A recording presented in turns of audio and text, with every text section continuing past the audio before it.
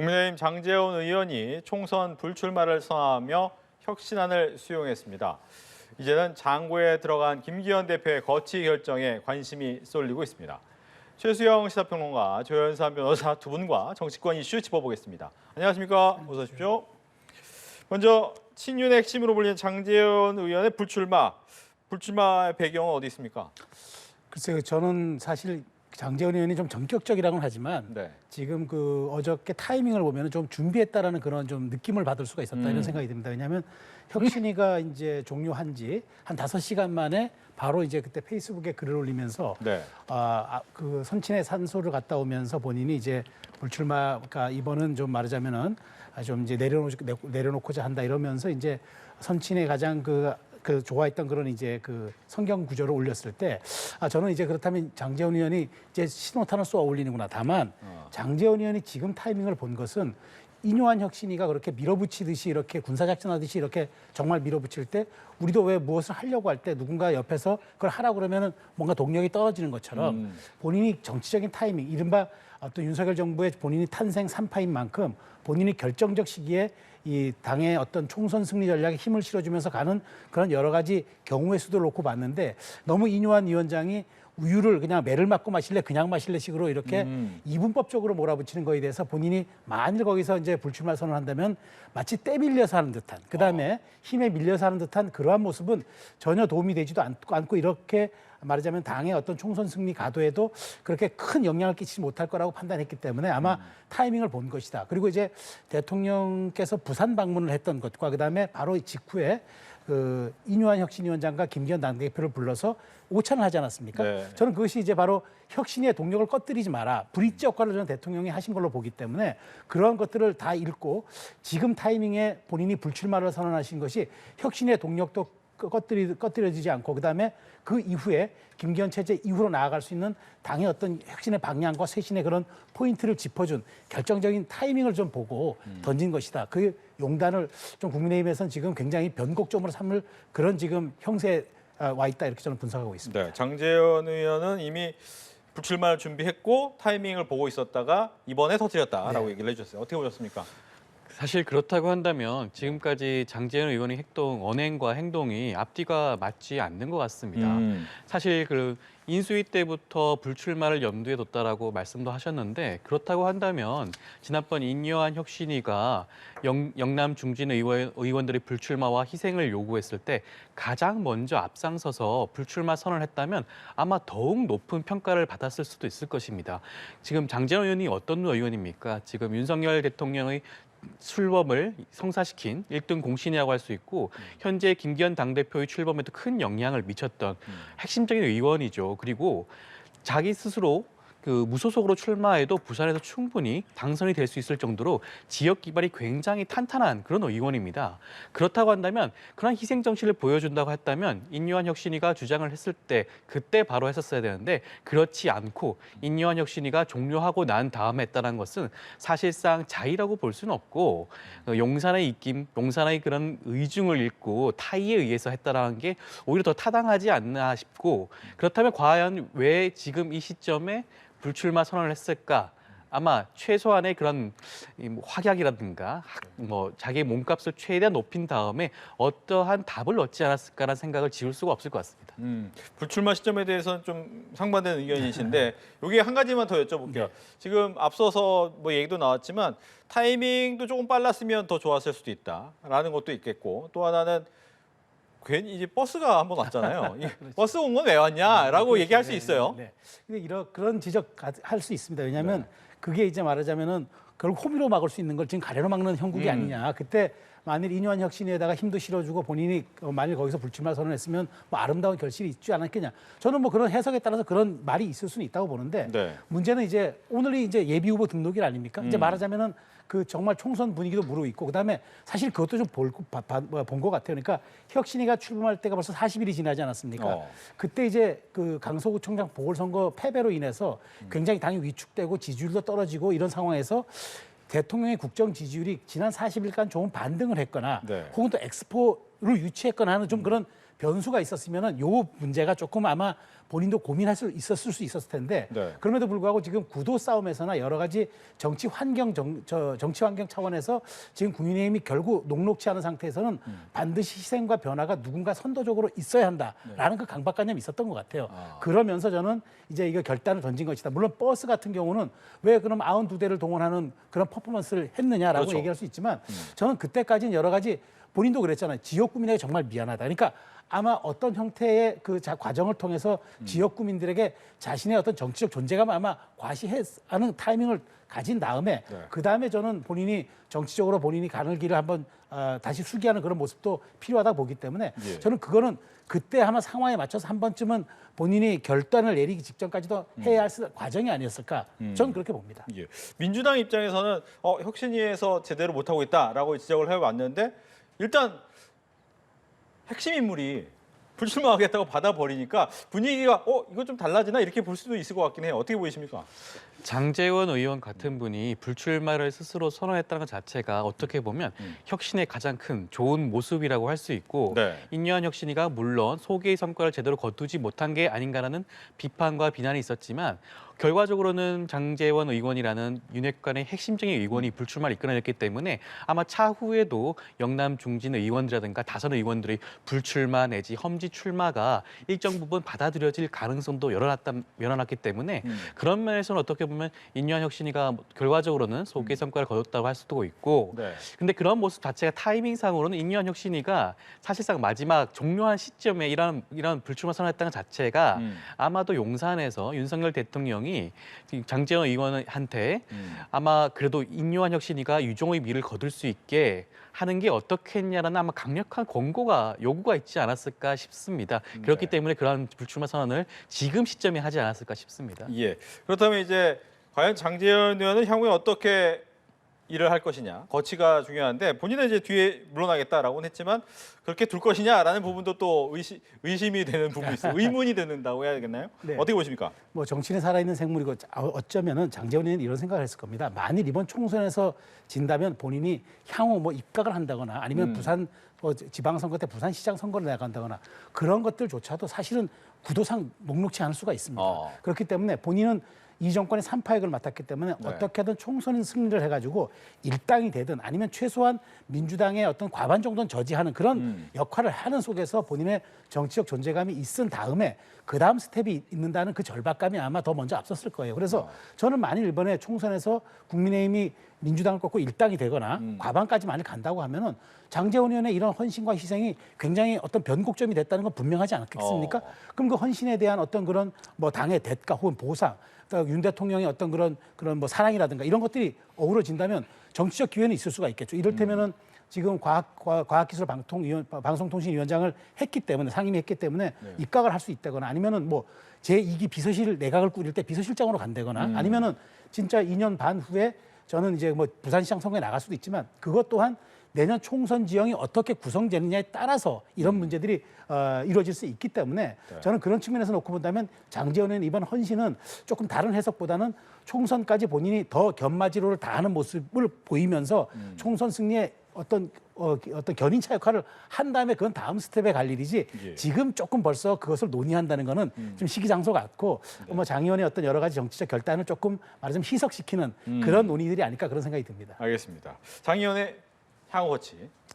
저는 장제원 의원이 어떻게 보면 많은 영남 중진 의원들이 고심하고 불출마 여부에 대해서 고심하고 있을 때 가장 먼저 불출마 선언했다는 것이 아마 윤석열 정부 입장에서는 큰 힘이 될 것으로 보입니다. 그렇다고 한다면 향후 거치에서도 충분히 자신의 몸값을 최대한 높인 상태에서 아까 말씀하신 것처럼 과방위원장으로서 입각을 한다거나 사실 장제원 의원이 예전부터 부산시장에 대한 관심이 높은 것으로 알려져 있거든요. 그러면 차기 지선에서 부산시장 선거를 또 노릴 수 있다든가 향후 할 수 있는 그런 보폭이 정치적인 폭폭이 너무나 넓어질 수 있는 어떻게 보면 가장 좋은 선택을 한 게 아닌가 싶습니다. 예. 그러다 보니까 이제 김기현 대표는 과연 어떻게 할 것이냐라는 부분인데 일단 지금 연락이 안 됩니다. 연락이 안 되고 있는 상황이기 때문에 잔행에 들어갔다. 조금은 깊은 고심을 하고 있다라고 생각이 되는데 결론 내리겠죠? 어떤 결론일까요? 세 가지가 전 경우의 수가 있다고 네. 봐요. 첫 번째가 이제 지금 곧 공천관리위원회가 출범한다 이런 얘기 있지 않습니까? 지금 말하자면 총선기획단이 아마 마무리일 겁니다. 네. 총선기획단이 마무리면은 그러면 김기현 대표가 이럴 첫 번째 경우에서는 이런 거겠죠. 고민 끝에 뭐 예를 들어서 뭐 이제 말하자면 난 대표직을 계속 맡겠다. 아하. 맡아서 내가 총선 승리에 미랄이 되겠다라고 하는 경우의 수가 하나 있겠고 두 번째가 공천관리위원회가 출범할 때 험지 불출마 선언을 선제적으로 하면서 대표직을 유지하는 방법이 있을 겁니다. 그다음에 세 번째가 아예 본인이 불출마를 선언하고 이제 아예 어느 험지도 어디 나가지도 않는다고 하면서 다만 내가 공천관리위원장은 아니지만 선대위원장 역에 당대표를 맡아서 계속 선거를 치러 나가겠다. 이 세 가지 저는 경우의 수가 있다고 보는데 네. 근데 이제 중요한 거는 제가 보기에 대표직을 계속 맡아 나가겠다는 거는 장제원 의원의 저 말로 했기 때문에 굉장히 좀 쉽지 않을 것 같아요. 그렇다면 이제 사실 또 이것 또한 문제가 큰 거는 대표직을 그만두면 바로 비대위 체제로 전환되는 거 그렇죠. 아니겠습니까? 그러면 이제 제 1순위는 이제 윤재혁 원내대표가 이것을 계승하는 방법인데 그렇게 해서 과연 선거를 치를 수 있느냐 원내대표 체제로 그렇게 놓고 본다면 가장 가능성 높은 거는 본인이 저는 두 가지 중에 하나다. 험지 출마를 선언한 다음에 자기가 이제 그 당대표직을 내려놓는 방법이 하나 있고 그다음에 본인이 불출마를 선언하면서 당대표직을 유지하면서 끝까지 선대위원장까지 가는 방법 두 가지가 있을 것 같은데 네. 저는 그 어떤 두 가지라도 어쨌든 김기현 대표의 불출마, 험지 출마 이 두 가지가 둘 중에 하나가 선언 전제돼야 할 것으로 보이기 때문에 어쨌든 지금 국민의힘 지도체제는 아마 김기현 대표가 복귀한 다음에는 경랑의 시간으로 접어들 것이다라고 분석합니다. 예, 김기현 대표는 어떤 선택을 할까요? 아마 김기현 대표 입장에서는 장제원 의원이 불출마 선언을 갑자기 이렇게 하실 줄은 몰랐던 것 같아요. 그렇다 보니까 자맹이 길어지고 있는 것 같고 그렇다고 하더라도 적어도 목요일에 있는 최고위 회의에서 어떠한 결과를 말씀하지 않을까 싶긴 한데 제 생각에는 아마 불출마 선언 정도는 하지 않으실까. 당대표 자리를 내려놓는 거는 사실 용산과의 교감이 없으면 네. 가능하지 않을 것 같습니다. 근데 지금 용산과의 교감이 있었다고 한다면 비대위 체제로의 전환에 대한 교감이 있었다고 한다면 이미 불출마 선언을 본인 스스로 했거나 이미 이런 자맹을 하지는 않았을 것 같아요. 지금 대통령은 지금 해외 개최 중에 있지 않습니까? 그렇다고 한다면 아직까지 용산으로부터 어떤 교감이 없는 상태에서 불출마 선언 정도만 하고 당대표직은 유지하면서 일단은 그 다음 총선까지 어떠한 역할을 유지하는 것, 그다음에 공관위 출범과 선대위 출범에 하나의 역할을 할 수 있는 것, 거기까지 생각하지 않을까 싶습니다. 예, 말씀하신 것처럼 이제 본인의 거취에 대해서 고민이 많아지다 보니까 이제 시간이 길어지고 있는데 그러다 보니까 당내에서는 빨리 그래도 책임져라 이런 얘기를 하는 사람도 있고 아니다 지금 책임 안 지고 나가면 과연 지도부가 없는 상황에서 어떻게 선거 치르냐 이렇게 얘기가 되는데 어떤 얘기가 맞습니까? 사실 저는 이 정도라면 김기현 대표가 과연 그러면 설령 대표직을 유지한다 치더라도 네. 온전한 리더십을 발휘할 수 있느냐 이 본원적 질문에 대답을 해야 될 것 같아요. 지금 사실 김기현 대표가 이런 상황에서 장제원 의원도 헌신적으로 불출마 선언하고 지금 본인이 자맹을 해야 될 정도의 어떤 지금 상황이라 그러면 본인이 복귀했을 때 그럼 본인이 그대로 나간다고 한번들 네. 어떤 당에서 기강과 질서 혹은 본인이 리더십으로 총선을 지를 수 있는 에너지와 동력이 생기겠습니까? 이거는 현실적인 문제입니다. 그래서 초선 일부 의원들이 당을 흔들지 말라고 하지만 대부분 그분들이 이제 초선이긴 해도 영남 지역의 의원들이거든요. 그렇죠. 그러다 보니까 과연 지금 이게 우리가 판세를 제대로 보고 있느냐? 선거라는 것이 구도와 인물과 이슈로 치르는 것이 선거인데 구도가 지금 이렇게 국정 지지율에 대한 긍정 부정이 큰 차이가 나고 그다음에 정권 심판론이 앞서는 국정 지원론은 앞서는 상황에서 네. 이렇게 지금 김기현 체제를 고수한다고 과연 이게 해결될 문제일 것이냐라는 이제 얘기들이 나올 거예요. 그렇다면은 지금 초선 의원들이 당의 대책 없는 리더십을 흔들지 마라라는 건 이해가 됩니다. 왜냐하면 당이 김기현 대표가 바로 물러나 버리면 비대위 체제로 가니까. 다만 저는 질서 있는 퇴진이라 그러면은 지금도 뭔가 당내에서 조율을 한 다음에 네. 저는 김기현 대표가 헌신과 어떤 희생의 모습을 보여주고 당이 그 다음 스텝을 밟아줘야 그나마 혁신위가 꾸려왔던 동력도 잃지 않고 그 다음에 김기현 대표가 그나마 지금 본인이 갖고 있는 정치적 자산을 잃지 않은 선에서 총선을 치를 수 있는 리더십을 확보하는 거기 때문에 저는 그러니까 초선 의원 일부들이 그렇게 지금 당을 흔들지 말라는 얘기를 한다 그러더라도 승리하기 위해서는 저는 고육지책일 수밖에 없다. 그런 측면에서 김기현 대표의 결단과 어떤 말하자면 선언은 좀 시간 문제가 앞으로 아닐까. 왜냐하면 당대표가 역대 여당 당대표가 자맹을 한 다음에는 굉장히 큰 변곡점들이 왔던 게 관례입니다. 그렇기 그렇죠. 때문에 저는 이제 이 문제를 좀 그런 쪽으로 이제는 조금 시야를 돌려서 우리가 좀 봐줘야 할 타이밍이 오지 않았나라는 생각이 듭니다. 예. 그러다 보니까 이제 앞서 혁신위가 요구했던 것이 지도부, 그다음에 중진, 그다음에 윤핵관의 퇴진 아니면 불출마 또 아니면 험지 출마 이 부분이었는데 뭐 말씀하신 것처럼 장제원 의원이나 김기현 대표가 무엇인가의 결정을 내리면 이런 부분이 좀 더 도드라집니까? 아무래도 지금 뭐 영남 초선 의원들이 뭐 이런 식으로 지금 그 지도부를 흔들지 말라라는 주장을 하고 있는데 저는 이걸 어떻게 보냐면 그 불출마를 하지 마라 그런 얘기가 아니라 용산과의 교감을 통해서 당 대표직을 내려놓기는 하지 마라. 저는 그렇게 이해가 되는데요. 그렇다고 한다면 아마도 당 대표 지도 체제에 대한 변화는 없다고 하더라도 중진 의원들의 불출마 내지 험지 출마의 선언은 앞으로 이어질 수밖에 없지 않을까. 아마 그것이 용산이 바라는 바가 아닐까. 이미 인요한 혁신위에서 그런 의중이 일반적으로 드러나지 않았습니까? 지금 용산에서 지금 출마를 준비하는 다수의 그 분들이 계시기 때문에 그분들을 위해서라도 자리를 비워놔야 된단 말입니다. 그렇다고 한다면 아마도 앞으로 중진 의원들의 불출마 내지 험지 출마 선언은 이어질 수밖에 없다. 하지만 그것은 제가 봤을 때는 과연 자의일까라는 생각이 들 수밖에 없겠죠. 예, 말씀하신 것처럼 중진의 불출마나 험지 출마가 과연 맞느냐라는 부분에 대한 얘기가 나오고 있는 부분이잖아요. 네. 특히나 말씀하신 것처럼 용산에서 일하던 사람들이 그 자리로 들어온다라고 할 때 과연 국민들은 어떻게 볼 것이냐 이런 고민도 있을 것 같고요. 그래서 인요한 혁신이가 그랬잖아요. 용산에서 설령 대통령의 사람들이 온다 할지라도 최소한 여기에서는 공정 경선이 원칙이고 절대 뭐 말하자면은 따뜻한 곳에는 배치를 우선적으로 하지 않는다는 게 원칙이라고 하지 않았습니까? 낙하산이 없다요. 그렇죠. 근데 저는 그래서 이런 생각이 듭니다. 그러니까 원래 그 어떤 역대 총선을 보더라도 그러니까 물갈이 비율이 40%는 됐어요. 그러니까 중진들이 어느 정도 용퇴를 한 다음에 그 자리를 신진 기회들이 채우는 게 어떤 과정은 맞는데 저는 뭐 중진이라 해서 다 그만둬야 되느냐 다만 그건 아닐 거예요. 어떤 거냐면 이른바 그 험지가 아닌 그 당의 어떤 말하자면은 뭐 TK라든가 PK 쪽에서 다선 의원까지 한 분들이 계속 거기에 그 자리에 눌러 앉아서 다시 당의 혁신을 얘기하는 게 맞느냐. 최소한 그분들이 어떤 용퇴를 하거나 아니면은 어떤 그분들이 어떤 그 좀 새로운 곳에 가서 그 말하자면 자신의 깃발을 꽂음으로써 뭔가 다시 할 수 있는 그런 역량들을 보여주는 것들이 필요하지 않느냐.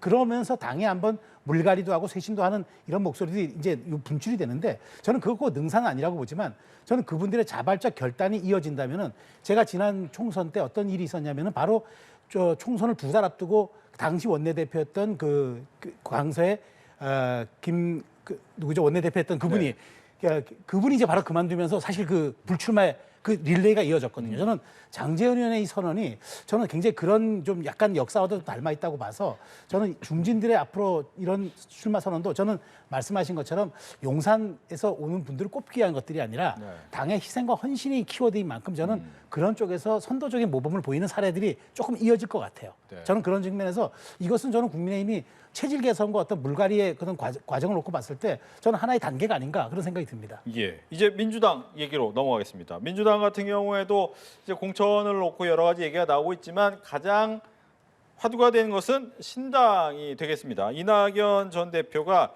이런 얘기를 해요. 새해에는 새로운 기대를 국민께 드릴 수 있으면 좋겠다. 이건 어떤 얘기입니까?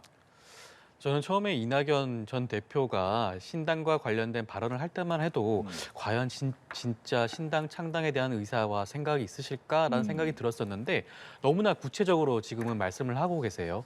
실무자들의 그런 진행 상황에 대해서도 어떠한 반대의 의견도 말씀을 하지 않고 있는 것으로 봤을 때는 결과적으로 신당 창당의 수순으로 가지 않을까라는 생각이 들고 사실상 그렇다고 한다면 어떠한 분들이 이낙연 전 대표와 함께 하느냐가 문제일 텐데 글쎄요, 현재로서 지금 민주당 내에서 이낙연 전 대표와 함께 신당에 합류하실 만한 분들이 현재로서 많이 보이지 않는 것 같고 그렇다고 한다면 물론 창당의 시기는 좀 당기고 싶다고 하더라도 실질적으로 창당이 가능한 시점은 지금 선거제 관련해서 병립형으로 회귀한다라든가 아니면 준연동제를 고수한다라든가 여러 가지 지금 얘기가 나오지 않겠습니까? 그러한 문제가 어떠한 식으로 병립형 회귀로 결정이 난다든가 아니면 공천 과정에서 그 탈락하신 분들, 상당 분들이 그런 식으로 합류하는 그런 시기가 오지 않을까 싶긴 한데요.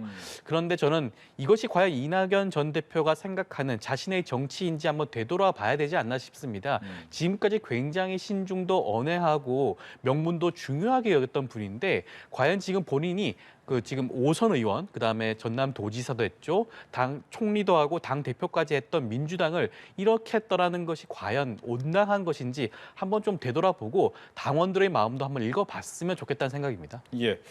신당 창당 어떻게 보십니까?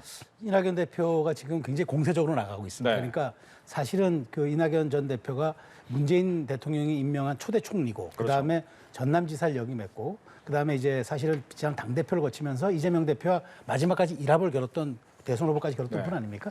그렇기 때문에 이낙연 전 대표가 이렇게 움직이는 건 민주당 내에서는 좀 폄하하는 어떤 의견이 있긴 하지만 그럼에도 불구하고 지금 굉장히 엄중한 상황입니다. 왜냐하면 이낙연 전 대표가 호남이라는 지지 기반을 등에 업고 있는 데다가 네. 실제로 지금 민주당의 호남 지지율이 조금 떨어지고 있는 상황에서 이낙연 전 대표가 조금 더 많은 의원들을 흡수하거나 할 수 있다 그러면은 저는 이게 민주당이 주는 타격이 심대할 거죠. 근데 지금 저는 왜 이재명 대표가 이낙연 전 대표를 만나지 않는지 모르겠어요. 그러니까 만나지 않는다는 것은 지금 이낙연 전 대표가 꺼낼 그런 카드들이라든가 말들에 대해서 굉장히 좀 말하자면 두려움과 좀 약간 거부감이 있는 것 같은데 그럼에도 불구하고 이럴수록 이낙연 대표의 공간은 넓어지고 지금 사실 저 추동력이 더 커지는 거죠. 지금 특히나 이낙연 전 대표를 가지고 당내 김민석 의원이 사쿠라라고 얘기하는 순간 저는 오히려 그게 역풍을 맞는다고 봐요. 그래서 저는 오히려 지금 이렇게 된다 그러면은 이낙연 전 대표가 더 명분을 갖기 전에 지금 결국 이낙연 전 대표가 얘기하는 건 그거 아닙니까?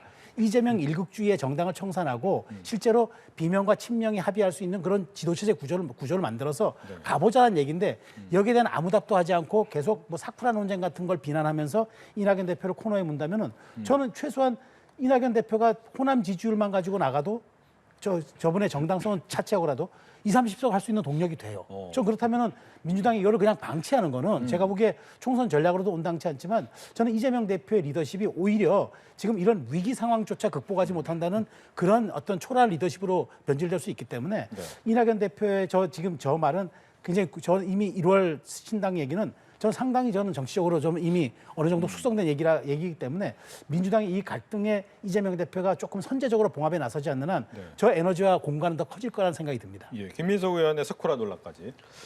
아무래도 김민석 의원의 그 발언 자체는 굉장히 좀 부적절했다는 생각을 지울 수가 없을 것 같습니다. 그렇게 과격한 용어를 사용하지 않아도 지금 이낙연 전 대표의 행보에 대해서 충분히 비판하고 비난할 수 있는 소지가 분명히 있거든요. 그런데 구태여 그런 식의 용어를 사용해서 오히려 역풍을 맞을 그런 소지를 만드는 거는 사실은 좀 적절하지는 않았다고 보여지고요. 근데 지금 방금 말씀하신 것 중에 이재명 당대표가 왜 먼저 나서서 이낙연 전 대표와 회동을 하지 않냐라고 말씀을 하셨는데 네. 저는 어느 순간에는 그런 순간이 온다고 생각을 하고 이것은 이낙연 전 대표뿐만 아니라 이재명 당대표도 그러한 순간이 이것을 때 아마 회동이 가능하지 않을까. 양쪽 모두 입장 차이가 있다 보니까 그렇지 않나 생각이 들고요. 예. 그렇다고 한다면 이재명 당대표에 대한 그런 뭐 지금 리더십에 대해서 불만이 있다고 해서 과연 민주당을 떠나는 게 지금 방금 호남 지지를 말씀하셨는데 호남 지지가 과연 그 이낙연 전 대표가 만드는 신당으로 올라갈 것인가? 저는 그렇지 않을 것 같다는 생각이 들고요. 이재명 대표 같은 경우에는 민주당 역대 정당 사상 유례 없는 가장 높은 지지율로 당대표가 되신 분이죠. 그런데 과연 이낙연 전 대표가 지금 당대표에다가 직전 대선 후보 경선까지 갔던 분이 어떻게 갑자기 자기와 뜻을 달리한다는 이유 하나만으로 신당을 창당한다는 그런 움직임을 보일 수 있는지 저는 아마 많은 당원분들이 그런 공감을 하지 않지 않을까 싶습니다. 예, 여기에 대해서는 질문 이렇게 드릴게요. 지금 이재명 대표의 지지율이 워낙 당내에서 그렇죠. 높고 거기에 대해서 뭐 그러다 보니까 이제 사당화 얘기가 나올 정도의 이제 지지율인 거 아닙니까? 그 부분을 과연 뚫고 나갈 수 있느냐 이런 부분인 것 같아요. 그렇죠. 그러니까 저는 그래요. 지금 사실 안규백 의원을 이제 뭐 전략 공천위원장에 이제 임명시키고 그다음에 뭐 이런 것들이 지금 뭐 포용이다 탕평이다 얘기하는데 결국 그것도 친명이고 사실은 지금 비명 쪽에서는 그 조정식 사무총장을 바꿔달라는 얘기거든요. 왜냐하면 그분이 이제 말하자면은 공천 룰을 실무를 담당하는 분이기 때문에. 근데 그런 정말 주요 포스트를 전부 친명 일색으로 강화하면서 소통하고 내가 탕평하겠다는 얘기를 누가 믿겠습니까? 그러다 보니까 그 이재명 대표의 사실은 리스크가 사법 리스크뿐만 아니라 이런 지도 체제에 대한 통합의 리스크도 있는 분이기 때문에 저는 이런 측면에서 먼저 저는 손을 내밀고 좋아 그러면 최소한 본인이 본 개항을 출마서부터 자기가 어떤 일을 할 것인지에 대한 얘기를 하면서 당의 어떤 리더십과 지금의 얘기하는 공정한 공천 룰을 위해서 우리가 어떻게 할 것인지 최근에 또 당규까지 바꾸면서 권리당원 그 얘기도 또 바꾸지 않았습니까? 그렇기 때문에 그런 자꾸 이제 일극주의로 나가다 보니까 저는 이런 식이 되면 될수록 이낙연 전 대표의 공간은 커질 수 있다고 보는 거예요. 그러니까 그래서 저는 이재명 대표가 접점을 찾기 위해서라도 네. 선제적으로 만나서 얘기를 하지 않는 한 이런 간극은 점점 더 벌어질 수밖에 없는 거고 예. 그렇게 간극이 벌어질수록 민주당의 분열 가능성은 커질 수밖에 없는 게 이게 상수이기 때문에 네. 이런 점을 고려하지 않을 수 없다는 얘기죠. 짧은 반론 듣습니다. 근데 그 분열이라는 게 과연 민주당에서 어느 정도의 지분과 지지를 받는지를 한번 새겨봐야 될 것 같습니다. 지금 이재명 당대표에 대한 사당화에 대해서 지적을 하시는데 그만큼 이재명 당대표에 대한 지지가 공고하기 때문에 그런 말들이 나오는 것일 뿐이고요.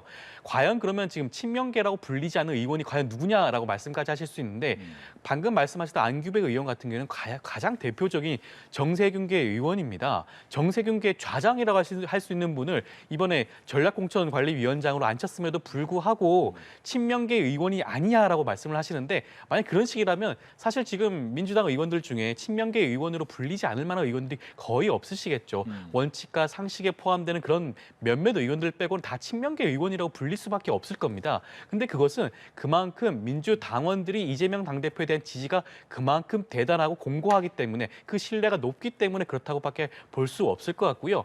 권리당원 같은 그런 당원 당규 규정에 대해서 변경에 대해서 말씀을 하셨는데 저는 대의원제 자체가 이제는 더 이상 유지될 필요가 없는 사문화되어야 될 그런 규정이 아닌가 싶습니다. 권리당원이 1인 1표가 행사하는 게 도대체 무슨 문제가 있다고 할 수 있겠습니까? 지금 우리 모든 선거가 1인 1표제로 이루어지고 있지 않습니까? 과연 민주당에서 대의원 투표가 과연 필요한 것인지 지금 순간에 한번 되돌아봐야 되는 거 아닌가 싶습니다. 예, 소통을 그럼 하나만 더 질문 드릴게요. 앞서서도 소통 부분에 부족 얘기가 있다고 하니까 지금 보면 이낙연 대표와의 이야기는 만남은 없지만 정세균 전 총리나 김부겸 전 총리와는 1대1 회동에 대한 가능성 얘기가 좀 흘러나온단 말이죠. 그러다 보면 이낙연 대표하고는 왜 안 만날까라는 생각을 당연히 할 수밖에 없는 소통의 문제 얘기를 할 수밖에 없습니다. 아마 이낙연 전 대표께서 지금 신당에 대한 그런 발언들의 수위를 점차 높이고 구체적으로 하기 때문에 어떻게 대응을 해야 될지를 아마 고심을 하고 있는 게 아닌가 싶고요. 사실 그렇지 않았다고 한다면 이미 그 이낙연 대표와 회동을 하고 어떠한 다음 총선에서의 어떠한 역할에 대해서 부탁의 말씀을 드렸을 수도 있을 것 같습니다. 아마 지금 향후에 정세균 전 총리라든가 김부겸 전 총리와 아마 잇따른 회동을 통해서 다음 총선에서의 어떠한 역할, 뭐 예를 들면 공동선대위원장이라든가 그런 제안을 아마 하실지 않을까 싶은데 아마 이낙연 전 대표도 아마 동일한 제안을 할 수 있었을 것인데 너무 빨리, 너무 앞서가서 전혀 예상치 못한 신당 얘기를 하니까 그러한 타이밍을 놓치신 게 아닌가 싶습니다. 예, 그렇다면 이렇게 질문드립니다. 이재명 대표가 두 사람을 만난다고 한다면 지금 이낙연 전 총리 같은 경우에는 문재인 대통령 때 총리와 연대 부분을 좀 큰 축으로 좀 생각하는 것 같은데 그 축이 흔들리는 겁니까? 어떻게 보세요? 그렇죠. 저는 사실 이 삼총리가 왜냐하면 상징성이 있는 게 문재인 정부 때 다 이 총리를 역임하신 분들 아닙니까? 또 정세균 그 부분은 국회의장도 역임하셨고 예. 그 상징성도 있는데다가 사실 어찌 보면 민주당의 적통성을 갖고 있는 분이에요. 오히려 이재명 대표가 실제 어찌게 보면은 적통성이 없고 오히려 밖에서 와서 외부 수혈된 그런 케이스죠. 그렇기 때문에 이 세 분들이 뭉치는 건 굉장히 큰 상징성이 있고 그렇기 때문에 이재명 대표가 두려움을 느껴서 아마 각계 격파를 위해서 아마 1대1로 만나는 것 같아요. 근데 특히 정세균 전 총리 같은 분은 여기에 대해서 좀 약간 지금 우호적으로 나오니까 저는 이제 삼총리 연대보다는 오히려 저는 이 여기에 이낙연 전 대표가 공을 들이는 것보다는 오히려 이낙연 대표가 이재명 일국주의 정당에 대한 어떤 그런 굉장한 말하자면 비난을 통해서 오히려 그쪽에 합리적이고 상식적인 공간을 넓혀나가고 당에서 많이 공천이 여러 가지 좀 친명 일색으로 이루어질 때 거기에 대한 균열 지점들을 조금 파악해내면서 그걸 가지고 1월 신당으로 동력을 삼을 가능성이 조금 더 커진 그런 상황이 아닌가 생각이 듭니다. 네, 짧은 반론 듣고 끝내겠습니다.